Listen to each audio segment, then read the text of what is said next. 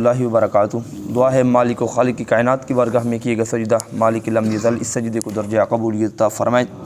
کل ہم نے درس عرفان القرآن میں ہم نے آیت نمبر 57 جو ہے وہ آپ کے سامنے میں نے تلاوت کی تھی، اس کا کچھ ترجمہ میں نے آپ کے سامنے تلاوت کیا تھا کہ جس میں بنی اسرائیل کا ایک واقعہ کچھ بیان کیا گیا تھا کہ وہ صحرا کا ایک میدان تھا جس کو میدان کو تیاہ کے نام سے یاد کیا گیا ہے۔ وہاں پر ان کے اوپر بادل کو ان کا سائبان بنایا گیا اور ان کے اوپر رزق کے لیے من اور سلوہ اتارا گیا۔ کل میں نے کچھ عرض کیا تھا من سے کیا مراد ہے اور سلوہ سے کیا مراد ہے۔ من اور سلوہ سے ایک مراد یہ بھی ہے کہ وہ کھانا جو بغیر مشقت کے انسان کو مل جائے اس کو من اور سلوہ کہتے ہیں۔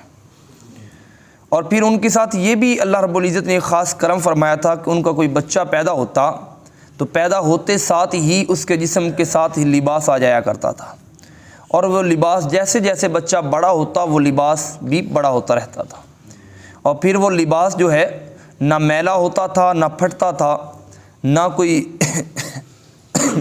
اور طرح سے وہ بسیدہ ہوتا تھا، اور پھر نہ ان کے ناخن بڑھتے تھے نہ ان کے بال بڑھتے تھے۔ یہ ساری نعمتیں ان کو مقام طیہ میں ملی، وہ صحرا کے میدان میں ملی۔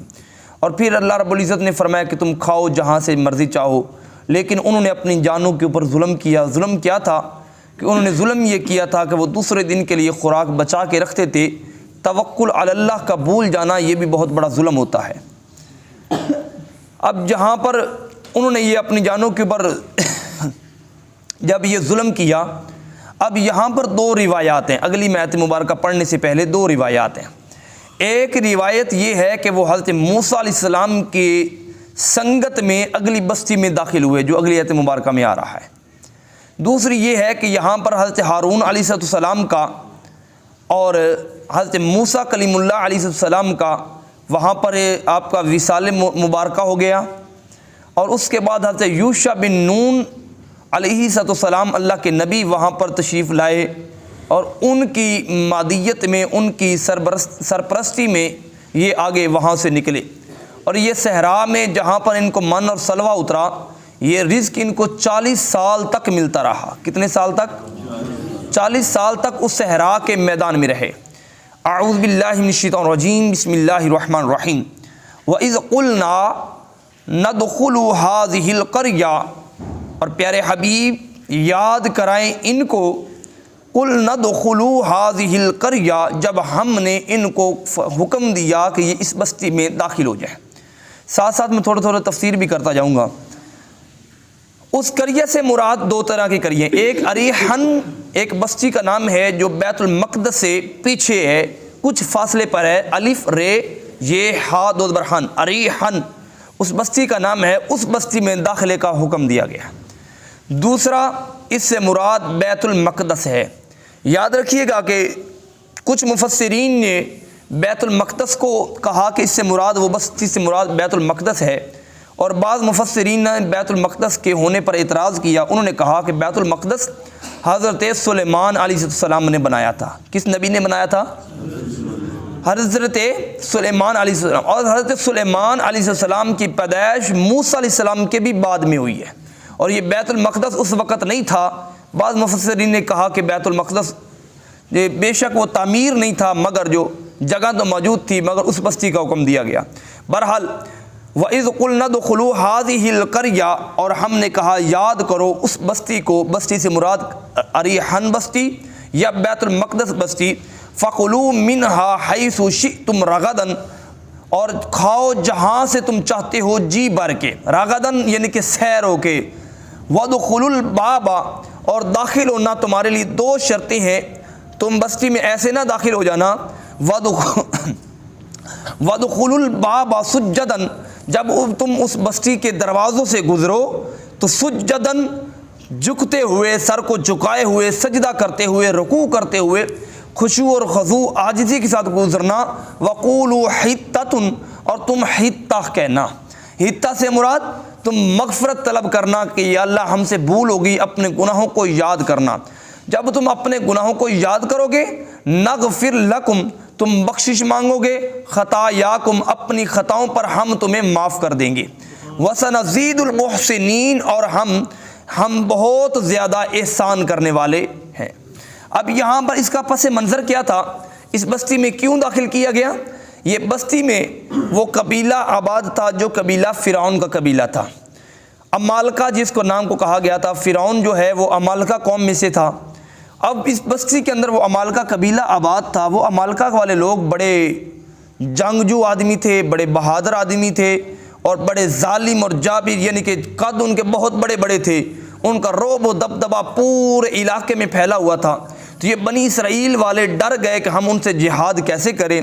اللہ رب العزت نے ان کے دلوں میں بنی اسرائیل کا رعب پیدا فرما دیا۔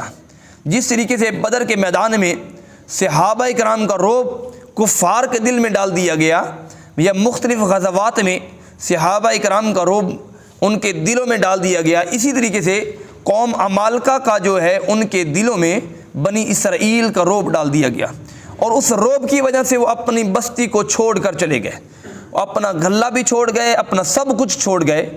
چھوڑنے کے بعد جب بستی خالی ہو گئی، اب اللہ رب العزت نے حکم دیا کہ آپ اس بستی میں داخل ہو جائیں، اور بستی میں داخل ہو کے اکڑ کے نہیں جانا کہ جی ہماری وجہ سے وہ ڈر کے بھاگ گئے۔ فرمایا جب تم بستی میں داخل ہو وَادْخُلُوا الْبَابَ سُجَّدًا، تم نے عاجزی کے ساتھ، انکساری کے ساتھ داخل ہونا ہے۔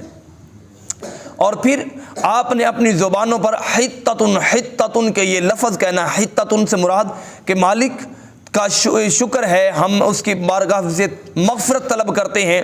حتتن اپنے گناہوں کو یاد کرنا ہوتا ہے، یہ تمام معنوں میں حتتن۔ اور پھر فرمایا کہ جب تم بخشش طلب کرو گے ہم تمہاری خطاؤں کو معاف کر دیں گے۔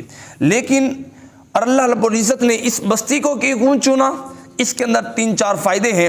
پہلا فائدہ اس کے اندر یہ ہے، اللہ رب العزت بتانا چاہتا تھا بے شک بخشش میرے در سے ملتی ہے، مگر میں ہر ایک کو بخشش نہیں دیتا، بلکہ میں بخشش کے میں نے کئی دروازے رکھے ہیں، تم وہاں پر آ کر بخشش طلب کرنا، میں جلدی قبول کر لیتا ہوں۔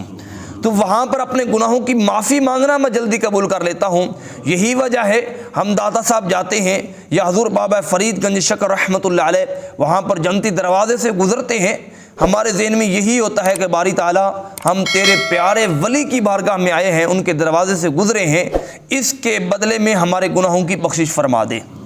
بخشنا رب نے ہوتا ہے، یاد رکھیے، گناہ رب نے معاف کرنے ہوتے ہیں، مگر اللہ رب العزت نے یہاں پر قرآن مجید میں یہاں پر ہمیں یہ بھی اشارہ کر دیا کہ بے شک لوگوں گناہ میں بخشتا ہوں، آپ کے گناہ میں معاف کرتا ہوں، اس کے بدلے میں اب تم پر وَسَنَزِيدُ الْمُحْسِنِينَ، تم پر احسان بھی میں کرتا ہوں، مگر یہ احسان ایسے نہیں کرتا، بلکہ احسان کرنے کے لیے تمہیں نیک لوگوں کی بارگاہ میں آنا پڑے گا۔ اور پھر یہاں پر اللہ رب العزت نے یہ بھی فرمایا کہ جب تمہیں کوئی نعمت مل جائے، کوئی اچھائی مل جائے، کوئی تم سے کوئی اچھا کام ہو جائے، یا تمہیں کوئی انعام مل جائے، ان کو انعام بستی ملی، اور بستی ایسی مال غنیمت والی بستی ملی کہ انہیں ان سے جنگ نہیں کرنی پڑی، اس قوم سے، وہ قوم تو خود ہی بھاگ گئی۔ اللہ رب العزت نے فرمایا کہ جب ایسا کوئی معاملہ ہو جائے، تمہیں کچھ انعام میں مل جائے تو اکڑنا نہیں ہے، تکبر نہیں کرنا، گردنوں کو سیدھا نہیں کر لینا کہ جی میرے اندر یہ کمال تھا تو مجھے یہ چیز مل گئی۔ اللہ رب العزت نے فرمایا کہ اگر تمہیں کچھ بھی مل جائے، اولاد مل جائے، مال مل جائے، مکان مل جائے، کچھ بھی مل جائے، اکڑنا نہیں کہ یا اللہ میں تو اس قابل تھا کہ مجھے یہ چیزیں ملتی۔ ہر وقت اپنی گردنوں کو جھکا کے رکھنا، اپنی عاجزی کے ساتھ رکھنا۔ اگر کوئی بھی چیز مل جائے، اگر تم عاجزی کرو گے وَسَنَزِيدُ الْمُحْسِنِينَ، ہم تمہارے اوپر اور زیادہ احسان فرما دیں گے۔ تو ہمارے ہاں عموماً بھی آج یہ روش پائی جاتی ہے، ہلکا سے چند مال کی دولت آ گئی تو ہماری گردنیں بلند ہو جاتی ہیں، ہلکا سا ہمارے بلڈنگ کا جو ہے وہ سرا اونچا ہو گیا، ہماری گردنیں بلند ہو جاتی ہیں۔ اسی طریقے سے اور مثالیں بھی آپ کے سامنے ہیں، کوئی بھی چیز مل جائے، کہیں پر بھی کچھ بھی مل جائے، ہمیشہ اپنی گردنیں جھکا کے رکھیں۔ دوسرا آخری اس کا یہ جو فائدہ میں عرض کر کے بات کو ختم کروں گا وہ یہ تھا کہ یہاں پر بستی میں داخل ہوتے وقت اللہ رب العزت نے فرمایا کہ ایک بستی اگر اس میں داخلے کے لیے تمہیں عاجزی کا حکم ہے تو مسجد جو اللہ کا گھر ہے اس میں بڑھ کر عاجزی کا حکم ہے۔ جب تم اللہ کے گھر میں داخل ہو تم عاجزی کے ساتھ، انکساری کے ساتھ، گردنے کو جھکائے ہوئے، یعنی کہ وہاں پر مسجد میں بیٹھ کر سر کو جھکا کے رکھیں۔ یہ نہیں کہ مسجد میں آ کر آپ بیٹھ کر دنیاوی باتیں کرنا شروع کر دیں، مسجد میں آ کر آپ جو ہے وہ اور طرح کے اپنے اندر، ہمیں پتہ ہے کہ ہمارے دلوں میں کیا کیا ہے۔ اللہ رب العزت نے تمام باتوں سے منع فرما دیا، فرمایا کہ جب مسجد میں داخل ہو، مسجد میں داخل ہوتے وقت موبائل فون نہیں سننا، بلکہ مسجد میں داخل ہو کر عاجزی کے ساتھ، انکساری کے ساتھ بیٹھ کر درود پاک کے نغمے پڑھیں۔ اللہ رب العزت عمل پیرا ہونے کی توفیق عطا فرمائے۔